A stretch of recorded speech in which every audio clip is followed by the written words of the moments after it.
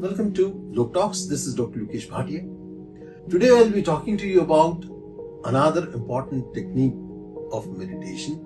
Meditation, if you are not aware, I doubt whether anybody is not yet still aware. Because in last 2 years, in this post-COVID and pandemic era, two important words what we all have learned. One is immunity and another is for mental health, that is meditation. Right? So let me, in a very brief, in just a couple of minutes, I will try to explain you what is meditation. Normally, our mind has a tendency to think either about past, about all past experiences you had. You tend to keep on lingering in the past, or you will be thinking about the future, and you keep on thinking about the past event that it should not happen in the future, and you are anxious about these things. And this is how the thinking process, the thought process is always kept busy by overthinking all these issues. In meditation, I'm not specifying any technique.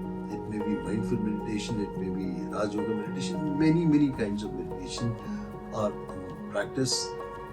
Nothing is wrong. Every technique, whichever can help you to bring all your focus, all your attention in a particular moment, 100%. If you can improve your concentration, if you can improve your attention, if you can bring all your focus of attention in a particular moment, that is the right technique for you. It can be music, it can be very calm, soothing, slow music, or any ghazals which can make you to get deeper into it, or it can be reading books, it can be anything which can fetch your attention to it. But one bad thing in the current scenario which we all are experiencing is our short attention deficit disorders we all are going through. We keep on flipping our phones, changing from Facebook to WhatsApp, WhatsApp to LinkedIn to many other such social media sites. And this is what is bringing us attention deficit disorder, and which is definitely not helping us at all. The best thing is to shut off these mobile devices, screen devices, and to develop a habit of reading books.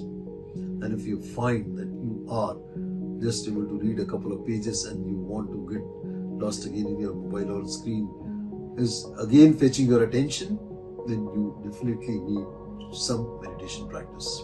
Well, today what meditation practice am I going to talk to you about is quite less heard of. You might have heard many meditation techniques. Many of you might be doing it regularly.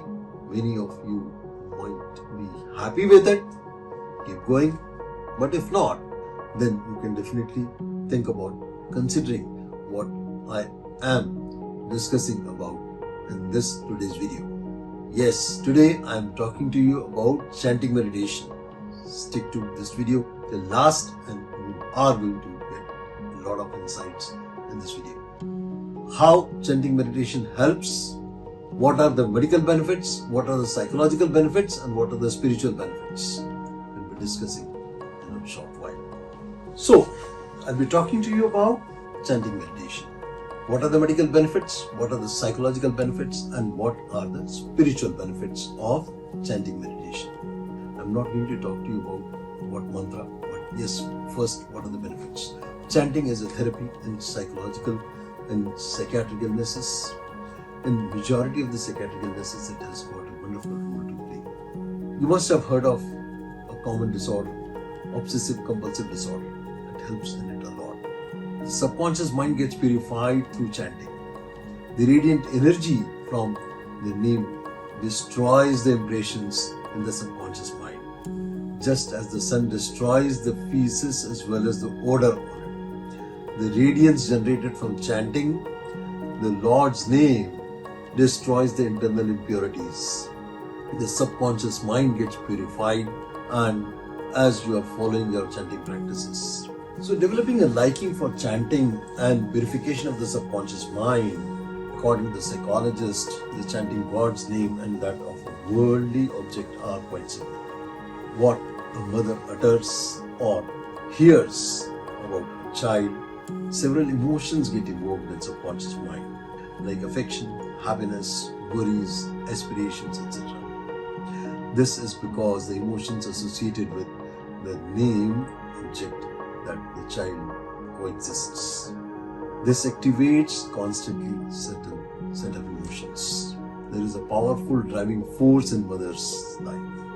Sometimes, due to this very force, a mother is prepared to sacrifice everything for her child. The psychological response in chanting God's name is the same. We have some emotion or the image about God, consciously or unconsciously.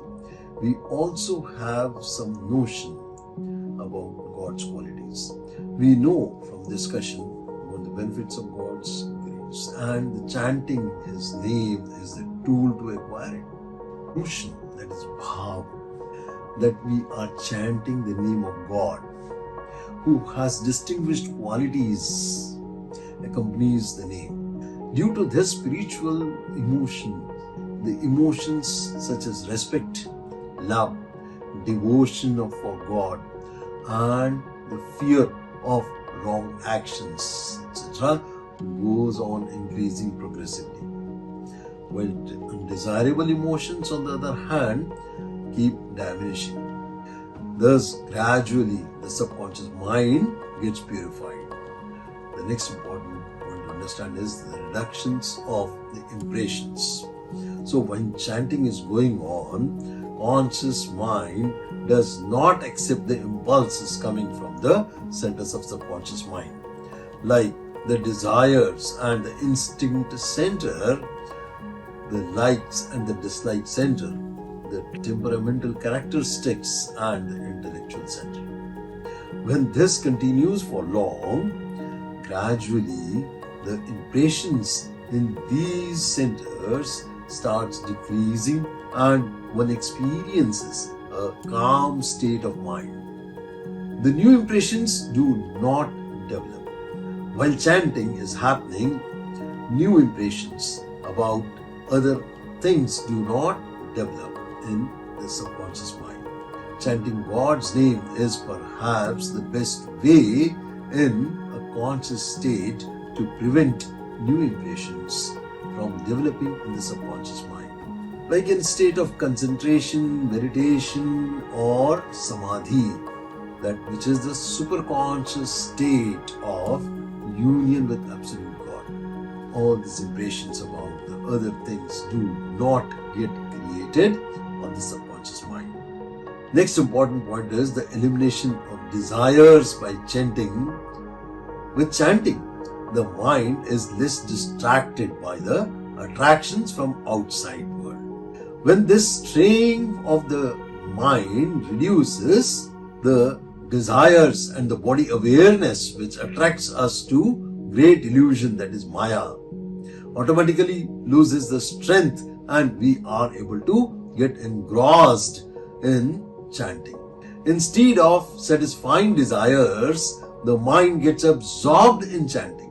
Thus, the desire reduces and eventually remains no more. Since desires are subtle in nature, they require God's name to reduce them.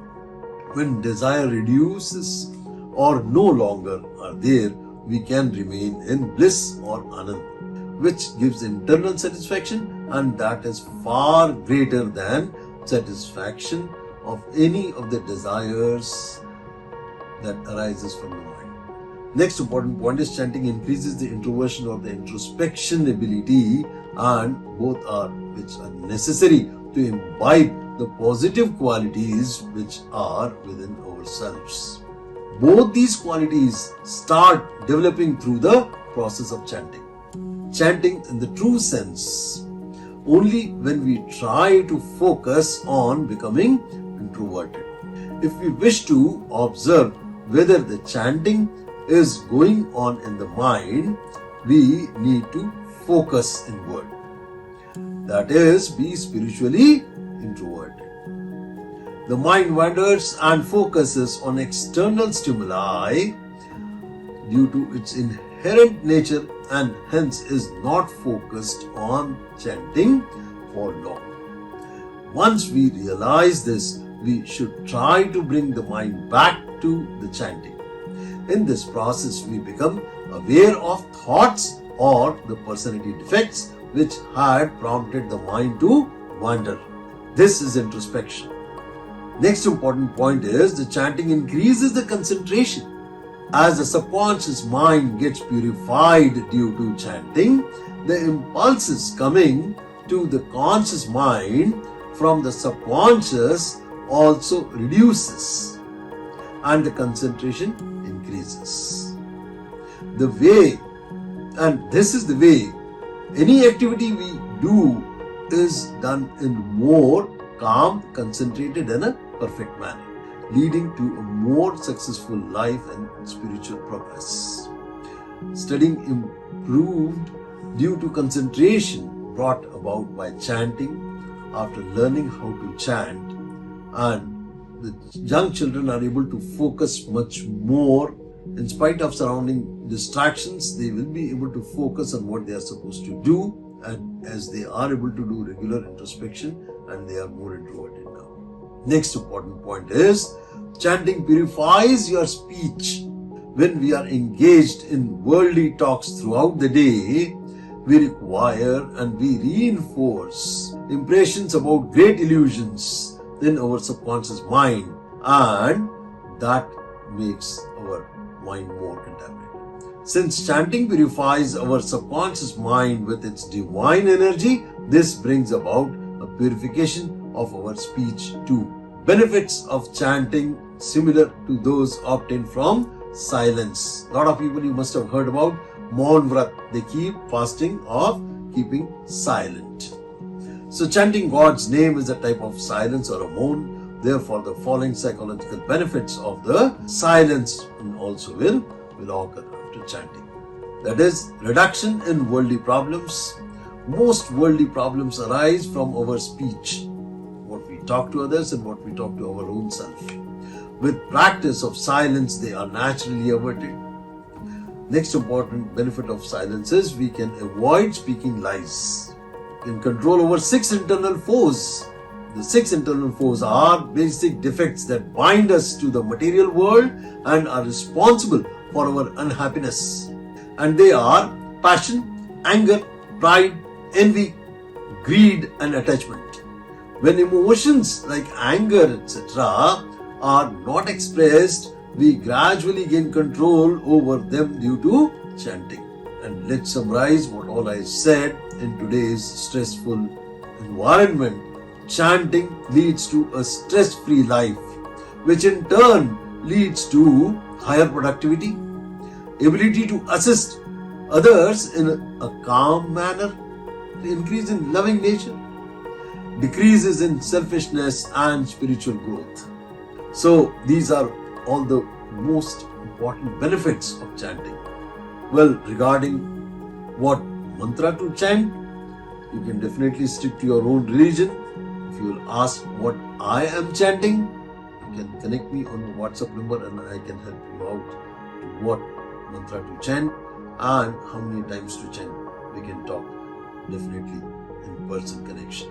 But this is something, a video I'm trying to make to highlight the benefits of chanting, because many times why chanting? Why chanting is to make a stronger connection with God, and in all religions, like in Krishna consciousness, in International Society for Krishna Consciousness, we are chanting 16 rounds of Hare Krishna Mahamantra. That is Hare Krishna, Krishna Krishna, Hare Hare, Hare Ram, Ram Ram, Hare Hare. So 108 times multiplied by 16. These are this mantra we are chanting every day. Minimum 16 rounds every day, right? But there is a particular mantra in every religion. You just stick to your religion and try to do that. But yes, if you are still looking for something much more, this is what I shared with you, right? So, thank you very much for watching this video till the end. All the best. God bless you. Take care. Bye-bye.